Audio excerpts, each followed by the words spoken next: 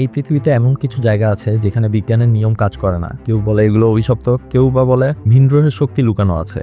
আজ আমরা জানবো এমন 7টি রহস্যময় জায়গার কথা যেগুলোর আজও কোনো ব্যাখ্যা নেই। Number 1, Bermuda triangle, Atlantic ocean. 3 কোণা এই সমুদ্র অঞ্চল থেকে শত শত জাহাজ ও বিমান গায়েব হয়ে গেছে। বিজ্ঞানীরা বলে ম্যাগনেটিক ডিস্টারবেন্স, কিন্তু আজও কোনো নিশ্চিত ব্যাখ্যা নেই। Number 2, Mount Roraima, Venezuela. এটি দেখতে যেন অন্য গ্রহের পাহাড়। এখানে বিরল প্রজাতির গাছপালা জন্মায়, আর স্থানীয়রা বিশ্বাস করে এখানে ভিনগ্রহীদের ঘাঁটি ছিল। Number 3, Devil's tower, USA. 1000 foot উঁচু এই পাহাড়ের খণ্ড দেখতে যেন কৃত্রিম, কিন্তু কোনো যন্ত্রের ছাপ নেই। অনেকে বিশ্বাস করে এটি ইউএফও ল্যান্ড করার জায়গা। Number 4, Yonaguni monument, Japan. জাপানের উপকূলে পানির নিচে পাওয়া গেছে বিশাল পাথরের ধাঁধা, যা দেখতে প্রাচীর শহরের মতো। প্রশ্ন হচ্ছে, কে বানালো এটা আর কখন? Number 5, magnetic hill, India.